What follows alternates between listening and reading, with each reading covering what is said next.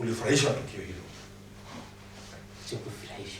In the glare of cameras and a packed courtroom and a caretaker at Wasani Apartments in Nairobi's Westlands area demonstrates what he allegedly saw on the night of 17th June 2011. I slapped like 3 minutes, like 3 slaps. Yani, okay, siwezi count. Several slaps. Yeah, several slaps. Sio mara mingi, mara kama 3. Akimkanyaga akiwa anatumia nguvu kiasi gani? According to Charles Githinji, Juja MP William Kabogo slapped and stepped severally on the legs of the late Mercy Keino as her 2 friends screamed and begged the MP to spare her.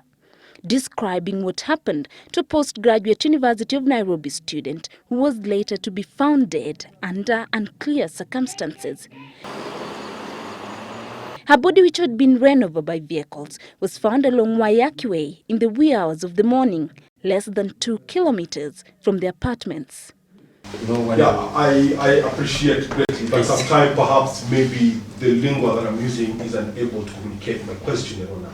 Githinji, the second witness Tuesday to give evidence to the inquest, which began its sittings on the 5th of September 2012, being the caretaker, he says the then 25-year-old and a master's student at the University of Nairobi came to the premise at around 8 p.m. with a group of friends.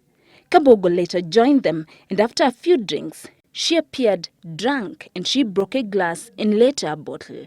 It is then that Kabogo with 2 other girls moved to Mnazi 6, a 2-bedroom apartment in the same premise. But it is after Mercy joined them that Githinji says there was commotion. When he went into the apartment, Kabogo showed him the damage, saying Mercy had scratched the wall and broke picture frames. There was tissue with blood in the dustbin.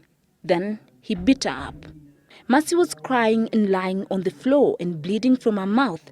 Kabogo told him she hit her mouth on the wall. Kabogo then gave his bodyguards money and instructed them to take her home. They carried her, one supporting her head and another her legs. They later said Mercy ran away into Waiyaki Way.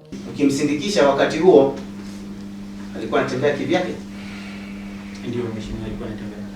This, however, conflicted with Samuel Odwori's testimony, the guard on duty that night, who maintained that the late Mercy Keino walked out on her own and at no given point was she carried, adding that she was only supported by the bodyguards.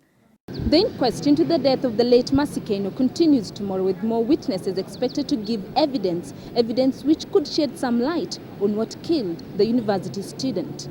Judy Kosgey, Citizen TV, Nairobi.